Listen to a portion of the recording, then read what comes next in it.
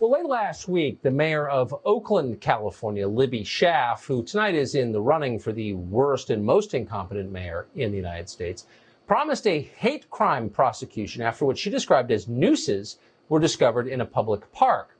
After a brief investigation by the local TV station revealed they weren't nooses. They were, in fact, just ropes with loops at the end. They were put up by local residents for exercise. Out of the dozens and hundreds and thousands of people that have walked by, no one, has thought that it looked anywhere close to a noose. Right? Folks have used it for exercise. Folks, it was really a fun addition to the park. Yeah. Thousands of people walked by. None of them thought it was a noose because none of them was half as hysterical as Libby Schaaf or half as political. It's kind of an amusing story, really, but it should have caused the rest of us to pause and reflect for a minute. Every few months, there appears to be new hysteria over nooses discovered somewhere, often in a public place, and almost inevitably, the hate crime we're warned about turns out to be fake. This story has been told again and again and again, but our authorities never learned the obvious lesson. This isn't a very racist country. Sorry, Democratic Party. We understand you want to get elected to power on that premise, but it's just not true, and most people know it isn't. When a noose was found in Bubba Wallace's garage, everyone instantly assumed, in the media anyway, it was a real hate crime. Former UN Ambassador Nikki Haley, who wants to be the Republican nominee next time and wants you to believe she's conservative, tweeted this, quote, "We should all stand with Bubba Wallace today against the cowards who secretly put the noose in his garage stall. Watch your back, cowards. Bubba has a bigger army than you do. Hashtag hate won't win." Nikki Haley believed it immediately and used it to make the point Nikki Haley often makes, which is America's a very racist country. Remember that. NASCAR President Steve Phelps, meanwhile, immediately vowed to ban the perpetrator for life. Then the Atlantic's Jamel Hill used the incident to tar millions of NASCAR fans as racists. This reminder, this very stunning, shocking, appalling, disgusting reminder of who, again, this sport is for. I'm very curious as to see how NASCAR handles this, because based off what everything I've read is that this had to be an inside job, because this garage was only open to essential personnel. So somebody associated with NASCAR likely may have been the culprit. From the beginning, there were a few who expressed public skepticism. Might this be a misunderstanding? Bubba Wallace, who never produced pictures of the noose, had a message for anyone who questioned his story. They were stupid and they were racist. What would you say to those people who are doubting that this even happened or that it's true? Yeah, just like Steve Phelps said, it offends me that people would go to those measures. But again, I'm not shocked. It's simple-minded people like that, the ones that are afraid of change. They use everything in their power to defend what they stand up for, and instead of trying to listen and understand. Well, the FBI bought the story completely. They've done nothing to arrest the people who are burning police stations or tearing down monuments of George Washington. But the FBI sent 15 agents to Alabama to investigate the noose.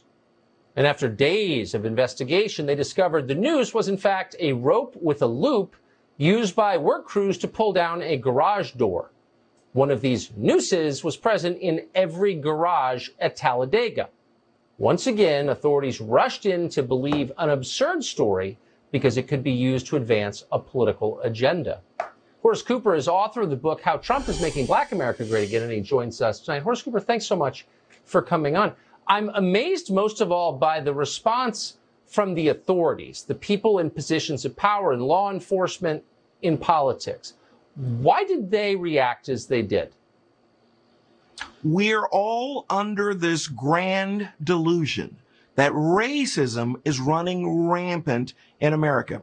When I was just a little kid, my grandmother told me the story about the emperor that had no clothes. You may remember this story.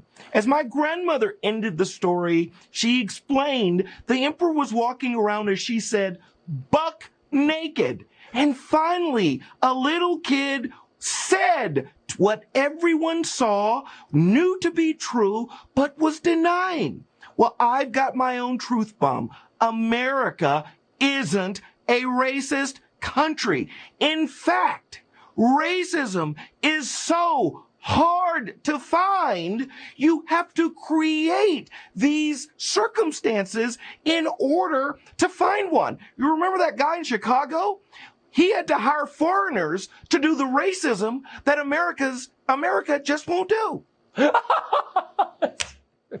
We covered the Jussie Smollett story for a month, and I never used that line. I wish I'd. That's so good. But why? And I think you're absolutely right. And I think most Americans, no matter who they vote for, understand really that you're telling the truth. So the question is, why do they keep telling us this if it's not true? What's the point?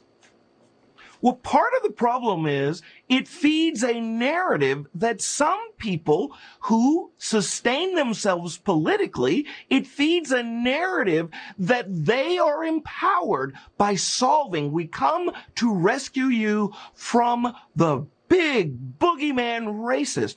I've got another truth bomb. Whether you're black, white, brown, gay, straight, male, female, all Americans occasionally find they have struggles and setbacks. But because of this narrative, only a few groups are allowed to experience their struggles and their setbacks and their difficulties.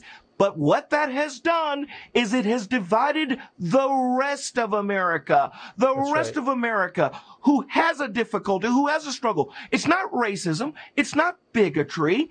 America is an amazing place. But as our economy has changed, our elites haven't responded to those changes, and they tell poor people, mostly white, too bad for you.